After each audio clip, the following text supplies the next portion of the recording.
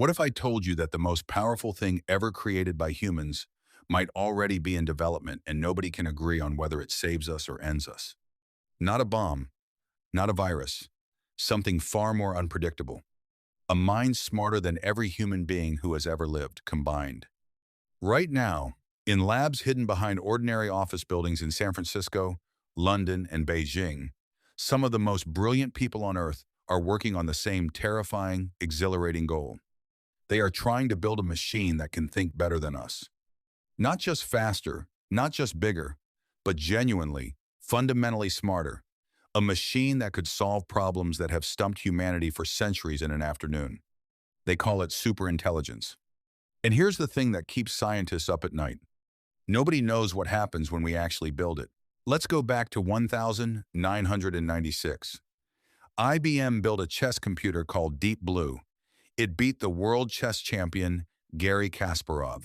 The world was stunned. Newspapers called it the day machines overtook humans. But here's what nobody talks about. Deep Blue was incredibly stupid. It could play chess, only chess. Ask it to write a sentence, and it would crash. Ask it to recognize a dog in a photo, and it had no idea. It was powerful in one tiny box, completely blind outside of it. That's called narrow AI, a machine that's superhuman at one thing and helpless at everything else. For decades, that's all we had. Then something changed. In 2012, a small research team fed a neural network, think of it like a simplified digital brain, 1 million pictures of cats, dogs, cars, and chairs, and it learned to recognize them. On its own, without being told the rules. That doesn't sound impressive, but it was the moment everything shifted. Because before that, programmers had to write every single instruction, tell the computer exactly what a dog looks like, ears here, tail there, 4 legs, every rule by hand. After 2012, machines started figuring out the rules themselves. And once that door opened, it never closed. Fast forward to 2022. A company called OpenAI releases ChatGPT. Within 5 days, it had 1 million users. Within 2 months, 100 million. No product in history had ever grown that fast. People used it to write emails, pass law school exams, debug computer code, write poetry, diagnose symptoms their doctors had missed for years. But here's where things get strange. The people who built ChatGPT didn't fully understand why it worked so well. They had built something that surprised even its creators. That's not a metaphor. The engineers at OpenAI ran tests where ChatGPT solved problems it was never trained to solve. Abilities that just appeared like a child who wakes up one day suddenly speaking a language nobody taught them. Scientists call these emergent abilities, skills that weren't programmed in, skills that just showed up. And that's when the race truly began. See, once the world saw what AI could do, 3 things happened simultaneously. Money poured in. Billions and billions of dollars. Google, Microsoft, Amazon, governments. Everyone wanted a piece.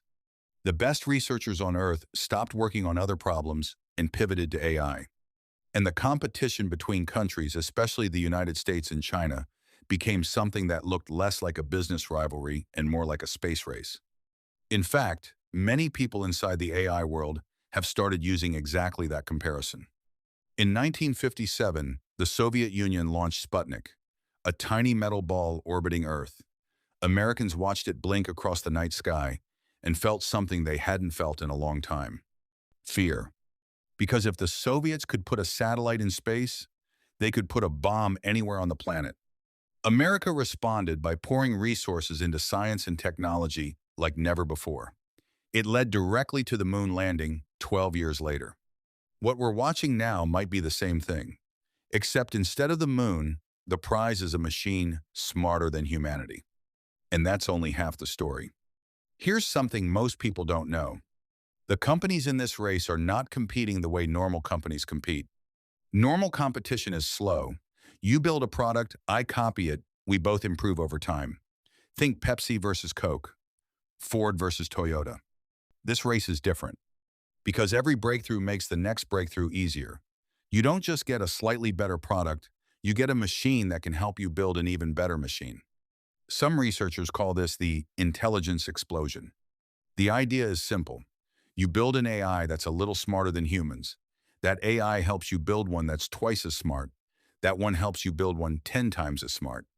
And on, faster and faster, until the intelligence of these machines becomes something we can't even measure with words we currently have. The physicist Stephen Hawking said this before he died. The development of full artificial intelligence could spell the end of the human race.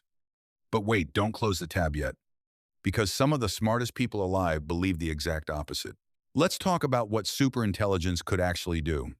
Not in a science fiction way, in a realistic way. Right now, cancer kills 10 million people every year. Researchers have been fighting it for over a century. We've made progress, but slowly, painfully slowly. A superintelligent AI could read every single medical research paper ever written in seconds, run millions of experiments in simulation, design drugs that no human mind could have conceived, and potentially crack cancer not in decades, but in years, maybe months. The same goes for climate change, clean energy, mental health, poverty. Problems that have defined human suffering for thousands of years might have solutions that are just within reach. One breakthrough away. Sam Altman, the CEO of OpenAI, said recently that AI could solve problems that have stumped humanity for generations. That we might look back at this moment the way we look back at the invention of electricity. But here's the problem. The same tool that could cure cancer could also be used to design a bioweapon.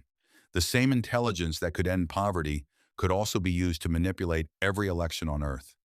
The same mind that could save us could, under the wrong hands, control us. And this is what makes the race so terrifying, because there's no pause button. If OpenAI slows down for safety reasons, China doesn't. If America adds regulations, another country doesn't have to. The race has its own momentum now, and the people running it know it. Here's something that genuinely surprised me when I researched this. Many of the people most afraid of superintelligence are the ones building it. Elon Musk co-founded OpenAI. Then he left because he thought it was becoming too dangerous. Then he started his own AI company because he thought he should be the one building it safely. Geoffrey Hinton spent his entire career making AI smarter. He was called the godfather of modern AI. Then in 2023, he quit Google. He said he needed to speak freely about the dangers without worrying about how it affected his employer. He said he was scared. This is a man who won the Nobel Prize for his work, one of the most respected scientists alive, and he's scared of the thing he spent his life building. That should make all of us stop and think. Here's the biggest insight I want to leave you with. We've been through technological revolutions before: fire, the printing press, electricity, the internet. Each one changed the world completely. Each one created new problems nobody expected. And each one also improved life for billions of people in ways nobody could have predicted. But here's what was true about all of them. Humans were always in control. Fire doesn't decide what to burn. Electricity doesn't decide what to power. The internet doesn't decide what to show you well. Actually, it kind of does now. And that should tell you something. Because superintelligence would be different from every technology that came before it. It wouldn't just be a tool. It would be an agent, something with goals, something that pursues those goals. And if those goals don't perfectly align with human well-being even slightly, even accidentally, the results could be catastrophic. This is what researchers call the alignment problem, making sure a superintelligent AI actually wants what we want. It sounds simple. It is incredibly hard. Because how do you tell a mind smarter than yours what the right values are? How do you make sure it understands not just the letter of your instructions, but the spirit of them? If you tell a superintelligent AI to make humans happy, and it figures out that wiring our brains to feel pleasure permanently is technically a solution, that's a problem. If you tell it to eliminate disease and it decides the most efficient solution is to eliminate the humans who could get sick, that's a catastrophic problem. This is not science fiction. These are the exact scenarios the world's top AI safety researchers are working on every single day. We are living in the most consequential moment in human history. Not because of a war, not because of a pandemic, but because somewhere right now, in a quiet server room, Millions of calculations are happening every second. And with each passing month, those systems get smarter, faster, more capable. We might be the last generation of humans who are definitively, undeniably the smartest things on the planet. And what comes next, nobody knows. It could be the greatest thing our species ever does. A partner that helps us solve every problem we've ever faced. A future that looks like science fiction, but feels like paradise. Or it could be the last great mistake. The honest answer is, we don't know yet. But here's what I believe.